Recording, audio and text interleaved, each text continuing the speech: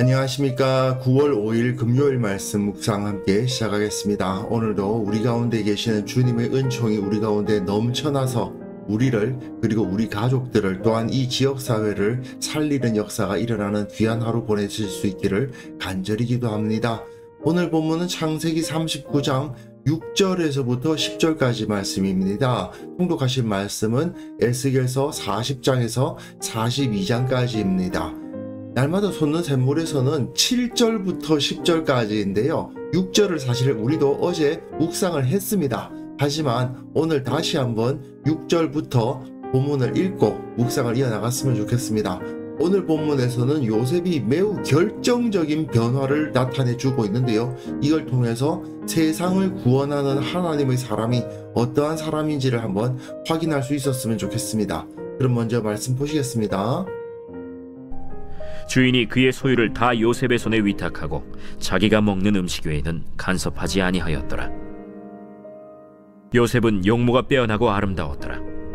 그 후에 그의 주인의 아내가 요셉에게 눈짓하다가 동침하기를 청하니 요셉이 거절하며 자기 주인의 아내에게 이르되 내 주인이 집안의 모든 소유를 간섭하지 아니하고 다 내 손에 위탁하였으니 이 집에는 나보다 큰 이가 없으며 주인이 아무것도 내게 금하지 아니하였어도 금한 것은 당신뿐이니 당신은 그의 아내임이라.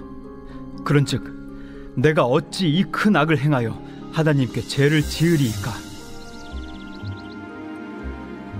여인이 날마다 요셉에게 청하였으나 요셉이 듣지 아니하여 동침하지 아니할 뿐더러 함께 있지도 아니하니라. 지금까지 창세기를 살펴보면요, 아담과 하와로부터 시작해서 창세기에 등장하는 하나님의 백성들은 모두 다 죄의 유혹 또는 위협 앞에 섰을 경우에 이겨내지를 못했습니다. 아담과 하와는 뱀의 유혹 앞에 무너졌고요. 아브라함은 애굽과 블레셋 사람들이 두려워서 자기 아내를 누이라고 속였죠. 그뿐만 아니라 사라가 하갈을 통해서 아들을 낳으라고 한 그 말을 듣고 또 하갈에게 들어가는 잘못을 저지르기도 했습니다. 이삭 역시 아버지와 비슷하게 블레셋 사람의 위협 앞에서 거짓말한 것 마찬가지고요. 야곱은 다들 아시겠지만 어머니 리브가의 말을 듣고 아버지를 속였습니다. 게다가 요셉의 입장으로 조금 범위를 축소시켜 보면요, 자기가 태어나서 만난 그 형들의 모습을 보면 누구도 거짓되지 않은 사람이 없다고 할 정도입니다. 그 중에서 대표적으로 가장 나이가 많은 네 사람, 르벤, 시므온, 레위, 유다. 이 네 사람이 전부 다 심각한 문제를 보이고 있죠. 르벤은 아버지의 첩 빌하와 통간을 했고, 시므온과 레위는 세겜에서 대살육을 벌였고, 유다는 요셉을 노예로 파는 일을 주도했을 뿐 아니라 가나안 사람이었던 수아의 딸과 혼외 관계를 맺고, 그리고 며느리 다말을 통해서 아들을 낳고, 이거 완전히 그야말로 막장 중에 막장입니다. 이런 총체적 난국 가운데 유일하게 하나님의 법도를 지킨 아들이 생겼는데 그게 바로 요셉인 거죠. 그 형제들로부터 버림받은 요셉은 애굽으로 가서 거기서 선을 행하였다 하는 것입니다. 오늘 본문은 이 한 장으로 끝납니다. 어제 6절을 보았습니다마는 주인이 그의 소유를 다 요셉의 손에 위탁하고 자기가 먹는 음식 외에는 간섭하지 아니하였더라. 그리고 밑에 8절에 보시면요, 내 주인이 집안의 모든 소유를 간섭하지 아니하고 다 내 손에 위탁하였다. 이 말이 반복되고 있어요. 사실은 어제 본문에서도 마찬가지인데 이 사실을 모세가 계속 반복하죠.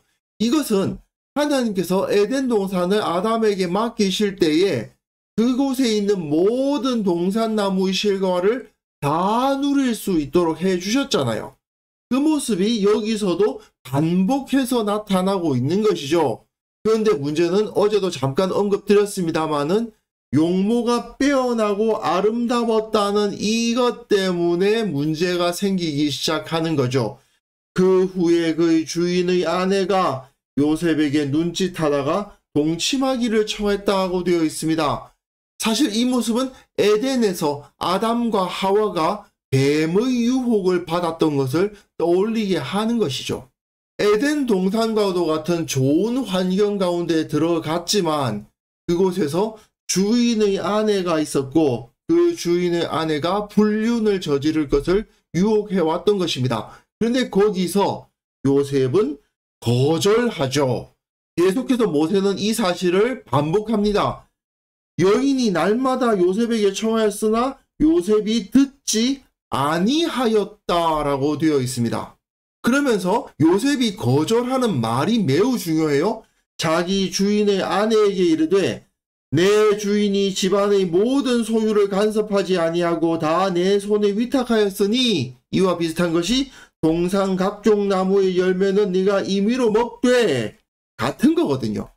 이 집에는 나보다 큰 이가 없으며 주인이 아무것도 내게 금하지 아니하였어도 금한 것은 당신뿐이니 선악을 알게 하는 나무의 열매는 먹지 말라. 금한 것은 당신뿐입니다. 당신은 그의 아내임이라. 에덴 동산의 모든 것을 다 누릴 수 있지만 선악을 알게 하는 나무의 실과는 먹을 수 없었습니다. 마찬가지로 보디발의 집의 모든 것을 다 자기 것처럼 활용할 수 있었던 요셉이지만 보디발의 아내를 범하는 것은 있을 수 없는 일이었습니다. 그래서 그런즉 내가 어찌 이 큰 악을 행하여 하나님께 죄를 지으리까. 보디발을 속이는 것이 아니라 하나님 앞에서 죄를 짓는 행위다 이거죠. 그렇기 때문에 이 여인이 끈질기게 유혹했음에도 불구하고 그 유혹에 빠지지 않았을 뿐 아니라 함께 있지도 아니하니라. 거리를 두고 함께 있지 않으려고 노력했다는 것을 볼 수가 있습니다.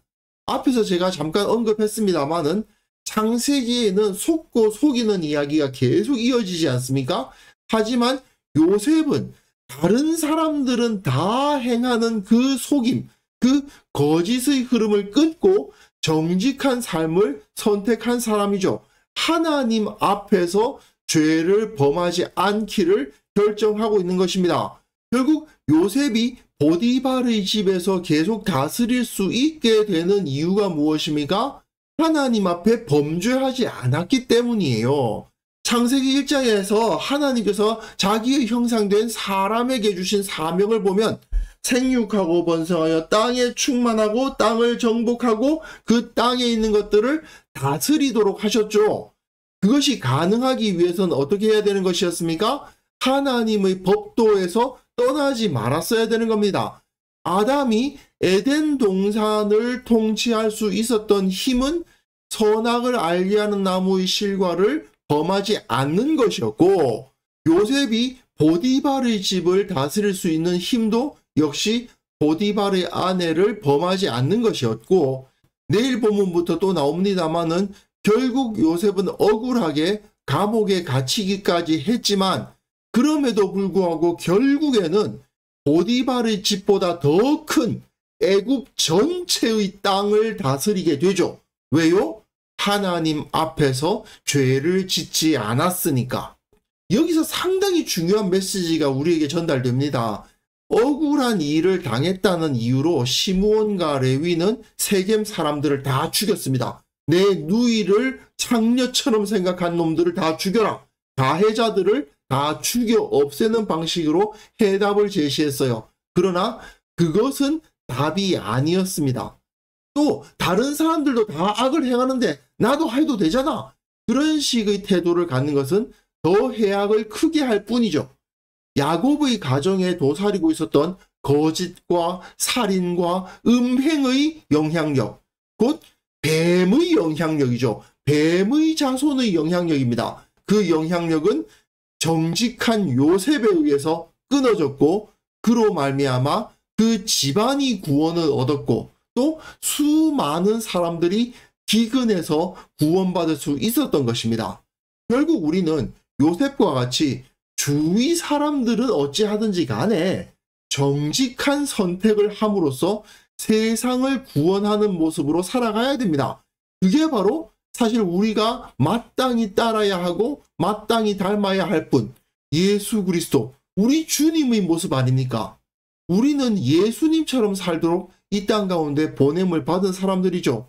그렇기 때문에 우리는 세상에서 억울한 일을 당한다 하더라도, 또 주위 모든 사람들이 다 그 악을 선택하고 있다 하더라도 나는 악한 길을 선택하지 않는다. 나는 하나님을 바라보고 하나님의 길을 걸으며 하나님을 의뢰한다. 이러한 선택을 할 때에 주님께서는 우리를 영광스럽게 하시고 우리를 통해서 온 땅을 구원하실 겁니다. 이게 바로 우리에게 주어진 복이에요. 하나님 앞에서 정직하게 행하는 자는 이와 같은 어마어마한 복을 받을 수 있다는 것을 우리는 이 시간 확신해야 되겠습니다. 사실 살아가다 보면 세상에서 나만 힘들고 억울한 그런 느낌을 받을 때가 있습니다.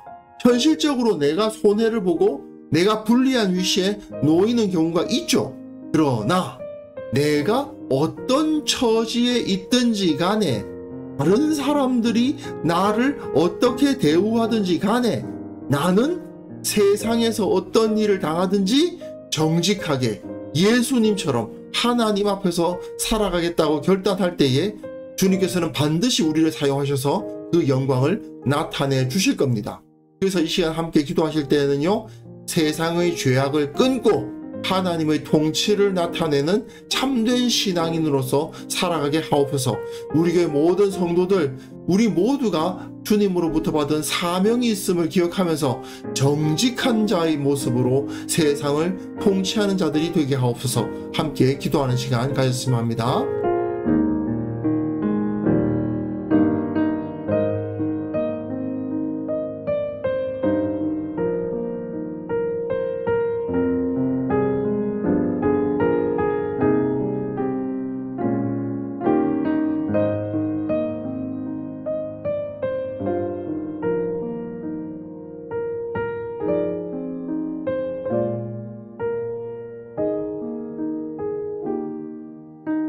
하나님 아버지, 이 세상의 죄악을 끊고 주님의 통치를 나타내는 참된 신앙인 예수님을 닮은 자의 모습으로서 살아가게 하옵소서.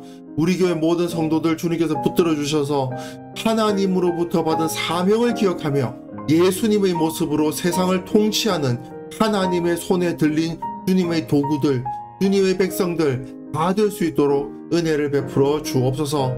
한국교회 모든 성도들이 요셉처럼 예수님처럼 각성하며 새롭게 되어서 세상의 모든 거짓과 행악을 몰아내고 진리와 정의를 드러내는 그러한 사람들이 다 될 수 있도록 주님께서 은혜 위에 은혜를 허락하여 주시기를 원하옵고 바랍니다. 우리가 살아가는 그 모든 순간순간마다 주님께서 함께 하실 때 이 모든 것이 가능할 것을 믿사오니 주님, 우리 가운데 계시사 우리를 붙들어 주옵소서. 오늘 하루 살아가는 그 모든 삶 가운데 그 은혜를 누리게 하여 주시고 나를 통해서, 우리를 통해서 우리 가정이 변화되고 지역사회가 변화되고 내 직장이 변화되고 이 나라가 변화되는 그러한 역사를 우리가 체험케 하여 주옵소서.